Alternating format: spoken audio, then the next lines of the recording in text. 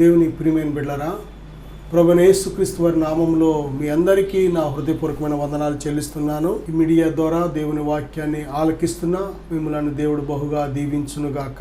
ఈరోజు దేవుని యొక్క వాక్యాంశము మిమ్ములను అనాథులనగా విడువను అనే అంశం మీద దేవుని వాక్యాన్ని మనం ధ్యానం చేయబోతున్నాం. దేవుని యొక్క వాక్యం ధ్యానించే ముందుగా చిన్న ప్రార్థన చేసుకొని పరిశుద్ధాత్మ దేవుని సహాయాన్ని మనం కోరుకుందాం. పరిశుద్ధుడా, ప్రేమగల తండ్రి, మహోన్నతుడా, మహాగణుడా, ఈ వాక్యాన్ని ఆలకిస్తున్న ప్రతి బిడ్డను తండ్రి ఇప్పుడే మీ స్వాధీనపరచుకోండి. వినే చెవి, గ్రహించే హృదయం దయచే నాయన.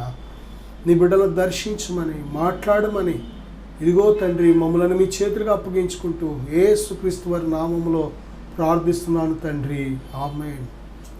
దేవుని బిడ్డలారా, ఈరోజు దేవుని యొక్క వాక్యాంశము యోహాను సువార్త 14:18 మిమ్మును అనాథలనుగా విడువను, మీ యొద్దకు వత్తును, కొంతకాలమైన తరువాత లోకము నన్ను మరి ఎన్నడూ చూడదు, అయితే మీరు చూతురు, నేను జీవించుచున్నాను గనుక మీరును జీవింతురు. దేవుని బిడ్డలారా, ఈ లోకంలో మానవుని యొక్క జీవితం ఏమాత్రము కూడా దేవుడు ఒంటరిగా విడిచిపెట్టట్లేదు. మనిషిని దేవుడు అనాథగా విడిచిపెట్టట్లేదు.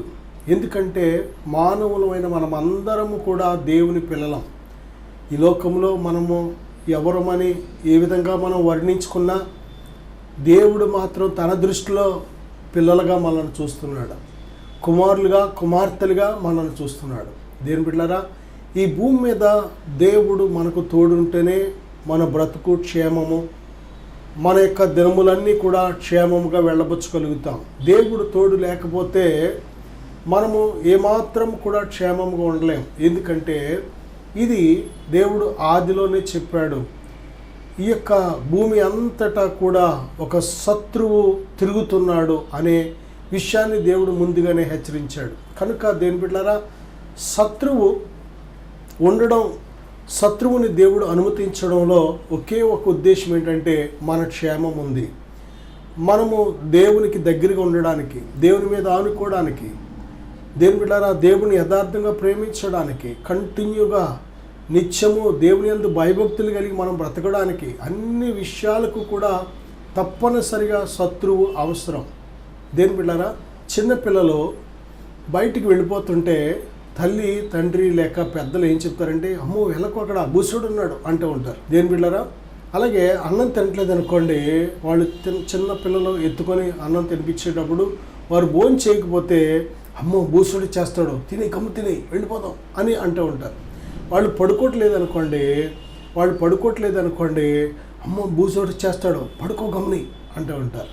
అంటే ఆ భయము వారి లోపల ఎలా కలుగు చేస్తుందో, కానీ మొత్తం మీద అక్కడ మాత్రం వారు ఆ తల్లి తండ్రి చెప్పిన మాట వింటారు. పడుకునే టైంలో పడుకోవాలి, అన్నం తినే టైంలో అన్నం తినాలి, ఆడుకునే టైంలో ఆడుకోవాలి, వెళ్ళొద్దంటే వెళ్ళకూడదు అనే ఈ యొక్క చక్కటి క్రమశిక్షణ దీనివల్ల అమృతం ఉంటుంది. దేని బిడ్డలారా, ఒక శత్రువు లేకపోతే చూడండి, మన యొక్క ఆత్మీయ జీవితంలో పోరాటం అనేది లేకపోతే అసలు దానికి విలువే లేదు. బంగారం అయినా సరే ఉచితంగా పంచిపెడుతున్నారు అనుకోండి, విలువ ఉండదు.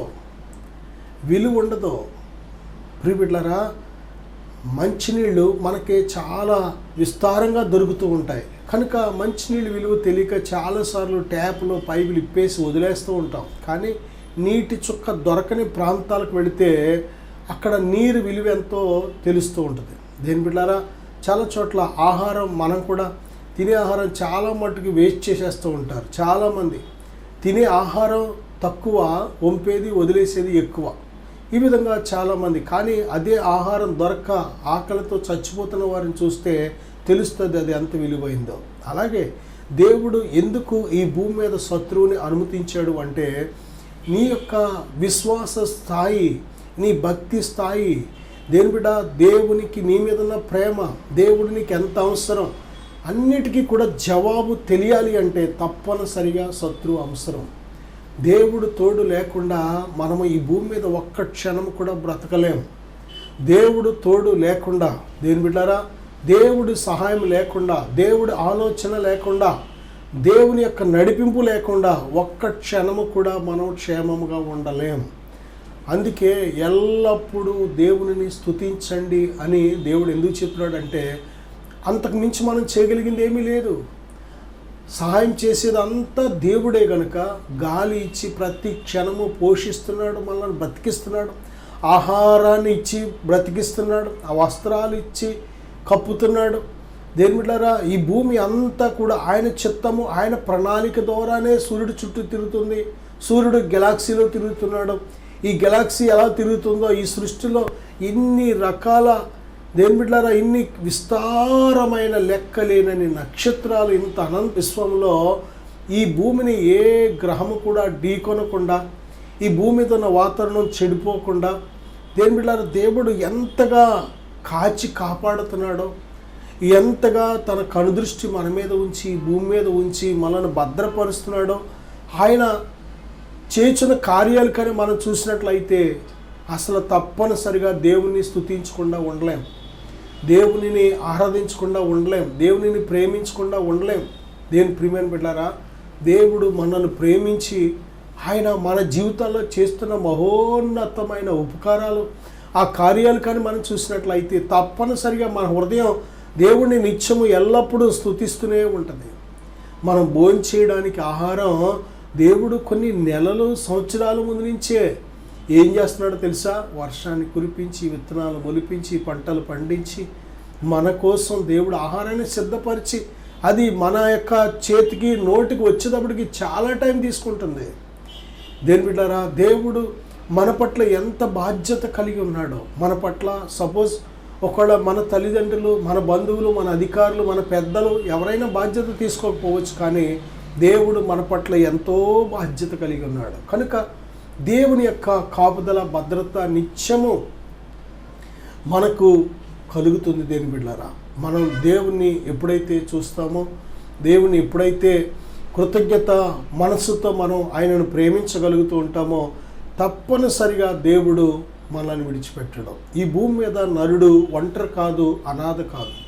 యోహాను సువార్త 14:18 నేను మిమ్ములను అనాథలనుగా విడువను. ఈరోజు అనాథ అంటే ఎవరు? తల్లి తండ్రి ఉండి కూడా బిడ్డలు అనాథలుగా చాలామంది ఉంటున్నారు. తండ్రి జైల్లో ఉండి, లేకపోతే కొద్దిమంది ఆసుపత్రిలో ఉండి, కొద్దిమంది దూరంగా పారిపోయి వెళ్ళిపోయి, లేకపోతే కొద్దిమంది దగ్గరే ఉండి విడిచిపెట్టేసి పిల్లలను బ్రతికి ఉండి కూడా తల్లి తండ్రి దెబ్బలాడుకొని కోర్టు ద్వారా డైవర్స్ తీసుకుని ఆ పిల్లలను పంచుకొని, లేకపోతే పిల్లలు తల్లి దగ్గర లేక తండ్రి దగ్గర ఉండి తల్లి ప్రేమ దొరక్క అనాథలుగా, లేక తండ్రి ప్రేమ దొరక్క అనాథలుగా, దేని బిడ్డలారా అన్నదమ్ములు, అక్క చెల్లెళ్ళు ఉండి కూడా వారి ప్రేమ దొరకక అనాథలుగా బ్రతుకుచున్న వాళ్ళు ఎంతోమంది. చాలా చోట్ల చనిపోయి, తల్లి తండ్రి చనిపోయి. ప్రాముఖ్యంగా ప్రతి మనిషికి ఆధారం ఎవరంటే తల్లి తండ్రి.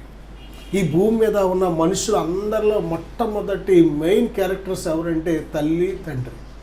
ఆ తల్లి తండ్రి వారు కని పెంచి పెద్ద చేసి బిడ్డలను ఒక ప్రయోజకులు అయ్యే వరకు కూడా వారి బాధ్యత పూర్తిగా ఉంటూ ఉంటుంది. ఆ తల్లి తండ్రి బాధ్యత కానీ తీసుకోకపోతే వాళ్ళు దెబ్బలాడుకొని, భార్య భర్త దెబ్బలాడుకొని పిల్లల విషయంలో బాధ్యత తీసుకోలేదనుకోండి, ఆ పిల్లలు భ్రష్టులైపోతారు, ఆ పిల్లలు మానసికంగా రోగులైపోతారు, మానసికంగా దెబ్బతింటారు. దేని ప్రియమైన బిడ్డలారా, కనుక తల్లి తండ్రి ఒకళ్ళు చచ్చిపోతే అనుకోవచ్చు, కానీ బ్రతికి ఉండి కూడా అనాథలుగా ఉన్న పిల్లలు ఎంతోమంది. అంతేకాదు తల్లిదండ్రి చనిపోయి అనేక కారణాలు, అనారోగ్యాలు కావచ్చు, యాక్సిడెంట్లు కావచ్చు, హత్యలు కావచ్చు, సూసైడ్లు కావచ్చు, ఎన్నో రకాలుగా మానవుడు ఈ లోకం విడిచిపెట్టేస్తున్నాడు. దేని బిడ్డలారా, దేవుని యొక్క కాలం రాకమునిపే తన కాలానికి ముందుగానే పోతున్నాడు మానవుడు. వయసు అయిపోయి వృద్ధాప్యంలో వెళ్ళిపోవడం అది వేరు. వృద్ధాప్యం వస్తే ఎవరైనా చనిపోవాలి. 70 అధిక బలం ఉంటే 80 సంవత్సరాలు దేవుడు. దేని బిడ్డలారా, నిజంగా మరి దావీదు చెప్తున్నాడు కదా, దేవుని ఆత్మచేత ప్రేరేపించబడి మా ఆయుష్కాలము 70 సంవత్సరములు, అధిక బలమున ఎడల 80 సంవత్సరములు. నిజమే దేని బిడ్డలారా, 70-80 సంవత్సరాలు వచ్చినాయి ఎవరైనా చనిపోయారంటే ఏడవక్కర్లేదు. పూర్ణాయుష్, దీర్ఘాయుష్ వాళ్ళు అనుభవించారు కాబట్టి ఇంకా వాళ్ళు బ్రతికినా అది దేవుని కృపే. అది ప్రియ బిడ్డలారా, మన కాలానికి ముందుగా మనం వెళ్ళిపోతేనే అది చాలా విచారకరమైన విషయం. ఈరోజు అనేక రకాల వ్యాధుల చేత ఎంతోమంది వారి ప్రయాణం చిన్న వయసులోనే ముగిసిపోవడం వల్ల ఆ పిల్లలు అనాథలైపోతున్నారు. ఒక్కటి కాదు కారణాలు, కొన్ని దేని బిడ్డరా ప్రకృతి వైపరీత్యాలను బట్టి, ఈ లోకంలో అనేక రకాల వ్యాధులను బట్టి, మానవుడు తీసుకుంటున్న తొందరపాటు నిర్ణయాలను బట్టి వారి పిల్లలు అనాథలైపోతున్నారు. నిజమే దేని బిడ్డరా, ఈ భూమి మీద మనకు ఎవరు స్థిరులు? తల్లిదండ్రి స్థిరులు కాదు, రక్త సంబంధులు స్థిరులు కాదు. మనతో మన జీవిత ప్రయాణంలో ఎల్లప్పుడూ తోడుగా ఎవరు? భార్య లేక భర్త. వివాహము చేసుకున్న తర్వాత, అంటే వివాహం అయ్యేటప్పటికే పెండ్లీడు వచ్చిన తర్వాత వివాహం అవుతుంది. వివాహమైన తర్వాత వారు ఎంతసేపు ఉంటారు అంటే చివరి వరకు ఉంటారా చెప్పలేం, నో గ్యారంటీ. ప్రిబిడ్లారా, ఒకవేళ ఉన్నారు అనుకోండి, మరి మరణం వరకు ఉంటారా? ఉండరు. ఎందుకంటే ఎవరో ఒకరు వెనకో ముందో వెళ్ళిపోవాలి.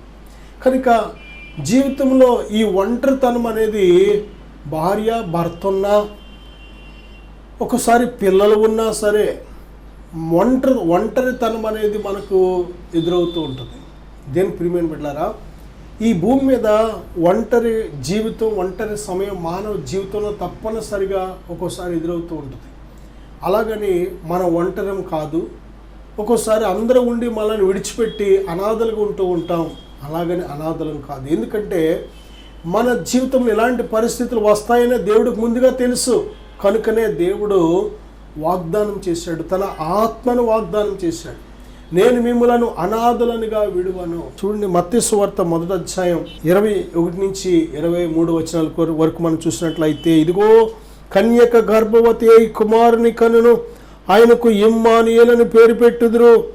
ఇమ్మానుయేలని పేరునకు భాషాంతరమున దేవుడు మనకు తోడు అని అర్థం. ఇమ్మానుయేలని పేరునకు భాషాంతరమున దేవుడు మనకు తోడు అని అర్థం. ఇమ్మానుయేలు అంటే దేవుడు మనకు తోడు అని అర్థం. దేవుని తోడు.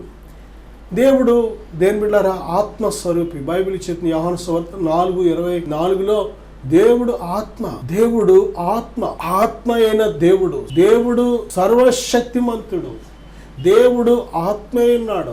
ఆయన పేరేంటో తెలుసా? ఆదరణకర్త, కంఫర్టర్. ప్రిబిడ్లారా, ఆదరణకర్త. ఈ లోకంలో మన ప్రతి పరిస్థితిలో మనలను ఆదరించగలిగిన వారు. మన ప్రతి ప్రయాణంలో, ప్రతి అడుగులో, ప్రతి విషయంలో మనలను ఆదరించగలిగిన శక్తిమంతుడు. అందుకే ఆయన పేరు ఆదరణకర్త. ఆదరణ కావాలి మనకు, దేవుని తోడు కావాలి. దేని బిడ్డరా, దేవుడు వాగ్దానం చేశాడు, మిమ్ములను అనాథలుగా విడువను. నా సహోదరుడా, సహోదరి, నువ్వు అనాథం కాదు. అందరూ ఉండి ఒకళ్ళు విడిచిపెట్టేశారని నిన్ను ఇబ్బంది పడుతున్నావా? కన్నీరు కారుస్తున్నావా? కృంగిపోతున్నావా? బెదిరిపోతున్నావా? ఎలాగ నా భవిష్యత్తు నాకు ఎవ్వరు లేరు, రేపొద్దున ఇంకా నేను వంగిపోతే నాకు ఎవరు ఏంటి అని ఆలోచనలో పడ్డావా? ఇదిగో నీకు ఒక శుభవార్త.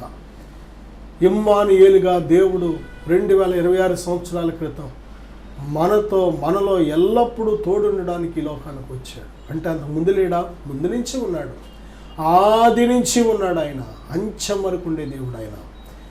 దేని బిడ్డారా, మనల్ని ప్రేమించి దేవుడు ఈ లోకానికి రక్తమాంసాలతో శరీరధారిగా, కృపా సత్య సంపూర్ణుడిగా ఈ లోకానికి వచ్చాడు. మన మధ్య నివాసం చేశాడు. ఆయన మన పాపముల నుంచి మనల్ని విడిపించడానికి సిలువ మీద యాగం చేశాడు, సిలువ మీద త్యాగం చేశాడు. ఆయన తన ప్రాణాన్ని వెలగా చెల్లించాడు.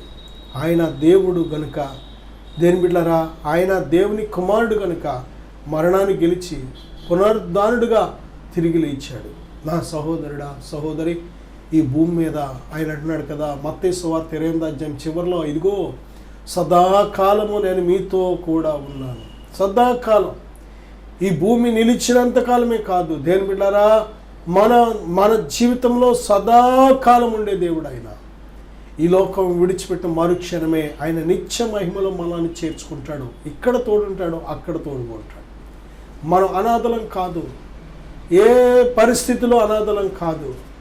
మన కష్ట సుఖాల్లో దేవుడు తోడుగా ఉన్నాడు, మన కన్నీటిలో దేవుడు తోడుగా ఉంటున్నాడు, మనల్ని ఎత్తుకునే దేవుడు తోడుగా ఉన్నాడు. ఆయన వాగ్దానం ఇచ్చాడు, ముదిమి వచ్చు వరకు నేను చంక పెట్టుకుని వాడని నేనే అంటాడు ఆయన. నా సహోదరుడా దేవుని తోడు మనకు అవసరం. ఈరోజు దేవుని మీద ఎంతవరకు మనం ఆనుకుంటున్నాం, ఎంతవరకు ఆధారపడుతున్నాం, దేవుని తోడు ఎంతవరకు అవసరం అనుకుంటున్నాం. చాలా ఏదైనా భయంకరమైన రోగం వస్తే అప్పుడు తోడు కావాలి, దేవుడే స్వస్థపరచాలని ఆ కొద్దిసేపే కోరుకుంటున్నాం. లేకపోతే డబ్బులు కావలసినప్పుడు ఇక మన చేయి దాటిపోయిన తర్వాత ఇంకా దేవుడే చేయాలి, దేవుడా నువ్వే డబ్బులు సహాయం చేయని ఆ సమయంలో మాత్రమే వస్తున్నాం. లేకపోతే మనం తట్టుకోలేని నిందలు వచ్చినప్పుడు, అవమానాలు వచ్చినప్పుడు దేని బిడ్డరా ఆ టైంలో మాత్రం వెళ్ళి పొగిలి ఏడ్చి మళ్ళీ కొద్దిసేపు అయిన తర్వాత మళ్ళీ వచ్చేస్తున్నాం. కానీ అలా కాదు. దేవుడు ఎల్లప్పుడూ మనతో ఉండడానికి వచ్చాడు. ఆయన ఎల్లప్పుడూ మనలో ఉండడానికి వచ్చాడు. ఆయన మీలో ఎల్లప్పుడూ నివాసం ఉండును. ఎవరైనా దేవుడు పరిశుద్ధాత్ముడు దేవుడై ఉన్నాడు. దేని బిడ్డలారా ఆయన దేవుడు, ఆయన ఆత్మ, ఆయన మనతో ఎల్లప్పుడూ నివాసం ఉండడానికి వచ్చాడు. నీవు అనాథవి కాదు. ఒక్కసారి ప్రభువుని యేసుక్రీస్తును రక్షకుడిగా ఏ క్షణమైతే అంగీకరించావో ఆ క్షణము నుండి దేవుడు నిన్ను తన పరిశుద్ధాత్మతో ముద్రిస్తున్నాడు. తన ఆత్మనే సంచకరువుతో నిన్ను నింపుతున్నాడు. దేని బిడ్డారా నీ ఒంటరి కాదు. ఎందుకు దేవుడిని మనతో ఉన్న దేవుని మనం ఎందుకు గ్రహించలేకపోతున్నాం? ఎందుకని దేవునిని గుర్తుపట్టలేకపోతున్నాం? ఎందుకు దేవుని యొక్క చర్యలను మనం గ్రహించలేకపోతున్నాం అంటే మొట్టమొదటిగా దేని బిడ్డలారా అవిశ్వాసం. దేవునిని ఆయన ప్రతి చర్యలను, ఆయన ప్రతి స్వరాన్ని, ఆయన ప్రతి నడిపింపును మనం గ్రహించాలి అంటే ఒక్కటే విశ్వాసం. విశ్వాసము లేకపోతే నువ్వు ఏమాత్రం దేవుని నడిపింపును గ్రహించలేవు. విశ్వాసము లేకపోతే దేవుని స్వరాన్ని వినలేవు. విశ్వాసము లేకపోతే దేవునితో నడవలేవు. విశ్వాసము విశ్వాసము విశ్వాసము నీతిమంతుడు విశ్వాసం మూలంగా జీవిస్తాడు. నీతిమంతుడు విశ్వాసం మూలంగా జీవిస్తాడు. దేవుని ప్రియమైన బిడ్డలారా విశ్వాసము లేకపోతే మనం ఎన్ని సంవత్సరాలు భక్తి చేసినా అది శక్తి లేని భక్తిగా ఉంటుంది. ఎన్ని సంవత్సరాలు ప్రార్థన చేసినా జవాబు తేలేని ప్రార్థనగా ఉంటుంది. ఎన్ని సంవత్సరాలు మనం ఏది చేసినా దేవుని కోసం జీవించినా అదంతా కూడా ఏమాత్రము కూడా ఫలింపు లేని జీవితంగా ఉంటుంది. కానీ ఎప్పుడైతే విశ్వాసము కలిగి మనం ప్రార్థించినా ఆరాధించినా ఆయనతో నడిచిన, ఆయన స్వరం విన్న ప్రతీదీ కూడా ఫలవంతంగా ఉంటుంది. విశ్వాసం అనేది మనకు అవసరం. పక్షులకు గాలి ఎంత అవసరమో, గాలి లేకపోతే పక్షి ఎగరలేదు. ప్రియబిడ్డలారా చేపకు నీరు ఎంత అవసరమో, నీరు లేకపోతే చేప బ్రతకలేదు. విశ్వాసికి విశ్వాసం కూడా అంత అవసరం.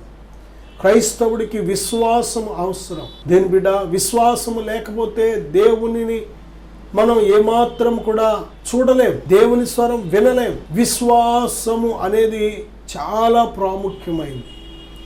ఈ విశ్వాసం ఎలాగ మనం పొందగలం, ఎలాగ మనం కలిగి ఉండగలం అంటే బైబిల్ చెప్తుంది వినుట వలన విశ్వాసం కలుగుతుంది. ప్రభువైన యేసుక్రీస్తు వారు చెప్పిన ప్రతి మాట, దేవుని నోట నుండి వచ్చిన ప్రతి మాట వినుట వలన మనలో విశ్వాసం కలుగుతుంది. ఆది కాండం నుంచి ప్రకటన వరకు మీరు చదివితే ఎంత విశ్వాసం అంటే కొండలను సైతం పెకలించగలిగినంత విశ్వాసం, సింహాల నోళ్లను మూయించగలిగినంత విశ్వాసం, అగ్ని జ్వాలలను ఆర్పగలిగినంత విశ్వాసం, నీటి మీద నడవగలిగినంత విశ్వాసం. నా సహోదరుడా సహోదరి, ఎటువంటి సమస్యతో ఉన్నా సరే, అగ్ని సమస్య, సింహాలాంటి సమస్య, నేను ముంచేసే సమస్య, ఎటువంటి సమస్య అయినా సరే నువ్వు జయించగలవు. దేవుని కోసం సజీవ సాక్షిగా జీవించగలవు. అంత గొప్ప విశ్వాసం దేవుని యొక్క వాక్యం ద్వారా మనం పొందుకోగలం. వాక్యాన్ని మనం ధ్యానించక, వాక్యాన్ని సరిగ్గా అర్థం చేసుకోక, హృదయంలో దేవుని వాక్యానికి చోటు ఇవ్వక విశ్వాసం అనేది మనం మిస్ అవుతూ ఉంటాం. అందుకే విశ్వాసం లేకుండా దేవునికి ఇష్టడై ఉంటే అసాధ్యమని బైబిల్ చెప్తుంది. విశ్వాసం లేకపోతే దేవుని స్వరం ఎంత మాత్రం వినలేవు, దేవుని డైరెక్షన్ గ్రహించలేవు. విశ్వాసం చాలా ప్రాముఖ్యమైనది. దేని బిడ్డారా ఇక్కడ మనం చూసినట్లయితే దేవుడు మనకు తోడుగా ఉన్నాడు. ప్రియబిడ్డ నిర్గమకాండ 33:14 ప్రభు అంటున్నారు కదా, నా సన్నిధి నీకు తోడుగా వచ్చును. దేవుడు ఆత్మ, ఆయన ఎక్కడుంటే అక్కడ ఆయన సన్నిధి. ఆయన సన్నిధి అనేది చాలా ప్రాముఖ్యమైనది. మందిరం వేరు, సన్నిధి వేరు. మందిరం అంటే మనం కూడుకునే స్థలం, మందిరం అంటే మన దేహం. దేని బిడ్డలారా, మందిరం అంటే 2-3 ఎక్కడైతే కూడుకుంటారో ఒక చోట కూడుకుంటామో ఆ కూడుకునే స్థలాన్ని ఒక మందిరం అనవచ్చు. దేని బిడ్డలారా, అంతేకాదు ఆ మందిరం దగ్గర ఎవరైతే కూడుకుంటున్నారో వారి దేహాలే మందిరం. సంఘం అంటే మందిరం. ప్రియబిడ్డలారా, మన దేహము దేవుని ఆలయం. ఆలయం అన్నా మందిరం అన్నా ఒకటే. మన దేహం కూడా ఏమాత్రం కూడా పాడు చేయకుండా పరిశుద్ధంగా దేవుని చిత్తానుసారంగా మనం బ్రతికితే, దేని బిడ్డలారా, దేవుని ఆత్మ మనలో నివాసం చేస్తున్నారు కనుక దేవుడు నివాసం చేసినప్పుడు ఇది దేవాలయంగా పిలువబడుతుంది. ప్రియబిడ్డలారా, అలాగే దేవుడు మనలో నివాసం చేస్తున్నప్పుడు ఆయన సన్నిధిని మనం నిత్యము కూడా అనుభవించగలుగుతాం. ఆయన సన్నిధిని మనం గ్రహించగలుగుతాం. ఆయన ఎల్లప్పుడూ మనతో ఉన్నాడు కనుక ప్రియబిడ్డలారా, ఆయన అప్పుడప్పుడు ఆయన సన్నిధిని పరలోకం నుంచి భూమి మీదకు తీసుకురాడు. ఆయన ఎక్కడుంటే అక్కడ ఆయన సన్నిధి ఆయన చుట్టూ ఉంటుంది. దేని బిడ్డలారా, మనం అర్థం చేసుకోవడానికి ఒక్క మాట ఆలకించినట్లయితే చూడండి, ఎక్కడైనా పెద్ద మంటేశారు అనుకోండి, దూరంగా ఉన్న వారికి మొదట కనిపించేది ఏంటంటే వెలుగు కనిపిస్తుంది. మంట, వెలుగు, కాంతి కనబడుతూ ఉంటుంది. దగ్గరికి వచ్చేటప్పటికి వెలుగుతో పాటు ఇంకోటి వారికి గ్రహించగలుగుతారు ఏంటంటే వేడి. ఆ వేడి, దేని బిడ్డలారా, ఆ వేడి ఇంకా దగ్గరికి వెళ్ళారనుకోండి కాలిపోతారు, అంత వేడి. కానీ ఇంకా ఒకవేళ దగ్గరికి వెళ్ళగలిగితే ఇంకొకటి వినబడుతుంది. అదేంటో తెలుసా? శబ్దం. సూర్యుడు కూడా అంతే. సూర్యుడి నుంచి మనకి మొట్టమొదట బయలుదేరి వచ్చేది ఏంటంటే కాంతి.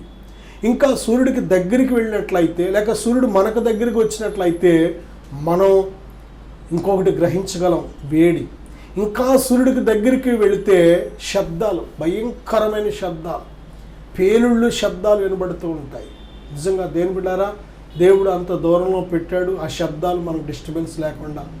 మనం ఈరోజు భూమి మీద ఎంత ప్రశాంతంగా మాట్లాడుకున్నామంటే దేని బిడ్డారా, ప్రతీది కూడా దేవుడు సైలెన్స్ చేసాడు అంతే. లేకపోతే మన శబ్దాల కంటే బయట శబ్దాలు ఎక్కువై అసలు మనం ఈ భూమి మీద మన భాష మాట్లాడుకోవడానికి ఏమాత్రం కుదరదు. అలాగే దేవాది దేవుడు మనం ఆయనకు దగ్గరయ్యే కొద్దీ ఆయన వాక్యము వెల్లడి అగుటతోడనే వెలుగు కలుగుతుంది. మొదటిగా ఆయన వాక్యం చదువుతున్నప్పుడు ఆయన వెలుగుని మీద పడుతూ ఉంటుంది. ఇంకా వాక్యాన్ని ధ్యానిస్తున్నప్పుడు దేవుడు వాక్యమై ఉన్నాడు కనుక ఆయనలో ఉండే వెచ్చదనాన్ని అనిపిస్తూ ఉంటావు. ఆయన సన్నిధి, ఆ వెచ్చదనం అనే సన్నిధి, ఆ సన్నిధి నువ్వు అనుభవించే కొద్దీ దేని బిడ్డలారా, ఆయన సన్నిధిలో పశ్చాత్తాపం వస్తూ ఉంటుంది. ఏదైనా బలహీనత ఉందా, ముందు పశ్చాత్తాపం వస్తూ ఉంటుంది, ఏడుపు వస్తూ ఉంటుంది, కన్నీరు వస్తూ ఉంటుంది. ఏంటి ఏడుస్తారు, కన్నీరు కారుస్తారని చాలామంది అభ్యంతర పడుతూ ఉంటారు. అదేంటనుకున్నారు? ప్రియబిడ్డలారా, మనం ఎప్పుడైతే దేవునికి దగ్గరవుతూ ఉంటామో, ఆయన సన్నిధి మనకు దగ్గరవుతూ ఉంటుందో, ఆయన సన్నిధిలో మన రహస్య పాపాలు కూడా బయలుపడుతూ ఉంటాయి, మన బలహీనతలు బయలుపడుతూ ఉంటాయి. కాబట్టి పశ్చాత్తాపం, ఐఎమ్ సారీ ప్రభు అని కన్నీటితో పశ్చాత్తాపం వస్తుంది. కొన్నిసార్లు మనం గాయాలతో, వేదనతో, లేకపోతే కన్నీటితో, అనేక రకాల సమస్యలతో వెళ్ళామనుకోండి, వెంటనే ఆయన సన్నిధికి దగ్గరయ్యే కొద్దీ కూడా మనలో ఉండే ఆ సమస్యలన్నీ కూడా పటాపంచలైపోయి సంతోషకరమైన కన్నీరు వస్తూ ఉంటుంది. ఇక నాకు దేవుడు ఉన్నాడు, నా ప్రభు చూశారు, నా ప్రభు ఆలకించారు నా ప్రార్థన, నా ప్రభు నాకు జవాబిస్తున్నారనే గొప్ప నిర్ధారణ నీకు కలుగుతూ ఉంటుంది. ఆయన సన్నిధికి దగ్గరయ్యే కొద్దీ ఇంకా శబ్దం అని వినబడుతుంది, చూసారా సూర్యుడి దగ్గర. అలాగే దేవుని మెల్లని స్వరాన్ని నువ్వు గ్రహించగలుగుతావు. దేవుడు మాట్లాడే దేవుడు. ఆయన ప్రతిరోజు ఆయన బిడ్డలతో మాట్లాడుతూ ఉంటాడు, కళల ద్వారా మాట్లాడుతూ ఉంటాడు, దర్శనమిచ్చి మాట్లాడుతూ ఉంటాడు, వాక్యం ద్వారా మాట్లాడుతూ ఉంటాడు, సేవకుల ద్వారా మాట్లాడుతూ ఉంటాడు, ప్రకృతి పరిస్థితుల ద్వారా మాట్లాడుతూ ఉంటాడు. దేవుడు మాట్లాడే విధానం చాలా అద్భుతకరంగా ఉంటుంది. ఆయన మృదువైన స్వరముతో మాట్లాడుతూ ఉంటాడు. నా సహోదరుడా, మనకు అర్థమయ్యే రీతిలో మాట్లాడుతూ ఉంటాడు. దేవుని మాట నాకు అర్థమవుదేమో, ఆయన ఏ భాషలో మాట్లాడతాడో, ఎలా మాట్లాడతాడో నేను ఎప్పుడు వినలేదని అస్సలు అనుమానం అక్కర్లేదు. దేవుడు ఈ అంచె దినాల్లో తన అద్వితీయ కుమారుడైన మన ప్రభువైన యేసుక్రీస్తు ద్వారా, అంటే వాక్యము ద్వారా దేవుడు మాట్లాడుతున్నాడు. వాక్యము ద్వారా మన పట్ల దేవుని చిత్తం ఏంటి, దేవుని ప్రణాళిక ఏంటి, దేవుని ఉద్దేశం ఏంటి మాట్లాడుతున్నాడు. చక్కగా ఆయన చిత్తములో ప్రణాళికలో మనం ముందుకు సాగుతున్నప్పుడు మన బ్రతుకు దినాలన్నీ కూడా కృపాక్షేమములే మన వెంట వస్తాయి. ఆయన నిన్ను ఒంటరిగా విడిచిపెట్టలేదు, అనాథగా విడిచిపెట్టలేదు. నువ్వు ఒంటరివి కాదు, నువ్వు అనాథవు కాదు, నేను చంకనెత్తుకొని మోస్తాననే దేవుడు నీకు తోడుగా ఉన్నాడు. నా సన్నిధి నీకు తోడుగా ఉన్నదే, భయపడకు అని దేవుడు చెప్తున్నాడు. దేని బిడ్డలారా, హగ్గయి గ్రంథం 2వ అధ్యాయం 4వ వచనంలో దేవుడు అంటున్నాడు కదా, నేను నీకు తోడుగా ఉన్నాను అంటున్నాడు. ఎజ్రా గ్రంథం 7వ అధ్యాయం 28వ వచనం, 8వ అధ్యాయం 31వ వచనం చూసినట్లయితే నా హస్తము నీకు తోడుగా ఉంది. దేవుని హస్తం అంటే దేవుడే నీకు తోడుగా వచ్చి తన హస్తంతో నిన్ను బలపరుస్తూ ఉంటాడు. దేని బిడ్డలారా, ఆయన బలిష్టమైన హస్తం. ఆయన మనకు తోడుగా ఉంటే, ఆయన కనుదృష్టి మన మీద ఉంటే, ఆయన హస్తం మనకు తోడుగా ఉంటే ఈ లోకంలో ఇంకేం కావాలి మనకి? సమస్తము ధారాళంగా దయచేసే దేవుడే మనకు తోడుగా ఉంటే ఇంకేం కావాలి మనకి? ప్రియబిడ్డ, నువ్వు ఒంటరివి కాదు, నువ్వు అనాథవు కాదు. ఇమ్మానుయేలు అనే దేవుడు, ప్రభువైన యేసుక్రీస్తు ఎల్లప్పుడూ నీకు తోడుగా ఉన్నాడు. చిన్న ప్రార్థన చేద్దాం. పరిశుద్ధుడా, ప్రేమగల తండ్రి, ఈ ప్రార్థన ఏకిపిస్తున్న ప్రతి బిడ్డను ఇప్పుడే బలపరుచున్న ఆయన. మేము అనాథలం కాదు, ఒంటరం కాదు, సర్వశక్తిమంతులైన దేవా మీరు తోడుగా ఉన్నారు నాయన. ఇదిగో తండ్రి, అనేక గాయాల చేత, మనుషులు పెట్టు నిందల చేత, ఇబ్బందుల చేత, బలహీనతల చేత ఎంతమంది కన్నీరు విడుస్తున్నారో నాయనా, వారిని ఓదార్చండి, ధైర్యపరచండి. ఇప్పుడే మీ శక్తితో నింపండి నాయన. వారి కన్నీరు, దుఃఖము నాట్యంగా, సంతోషంగా మార్చబడని గాక తండ్రి. నాయన, మీ సన్నిధి తోడుగా ఉంచినందుకు వందనాలు. మాట్లాడండి ప్రభువా, నీ బిడ్డలను దర్శించండి, దీవించండి నాయన. వారి కన్నీటిని తొడవండి ప్రభువా, లేవనెత్తండి నాయన. ముదిమి వచ్చే వరకు కూడా నాయన ఇదిగో చంకనెత్తుకుంటాను వాగ్దానం చేశాం. మీ మాట నాయన నమ్మదగిన వాగ్దానం ప్రభువా. మీ అందు విశ్వాసం ఉంచి ధైర్యం కలిగి ముందుకు సాగుటకు సహాయం దయచేయమని యేసుక్రీస్తు వారి నామములో ప్రార్థిస్తున్నాను తండ్రి. ఆమేన్. God bless you.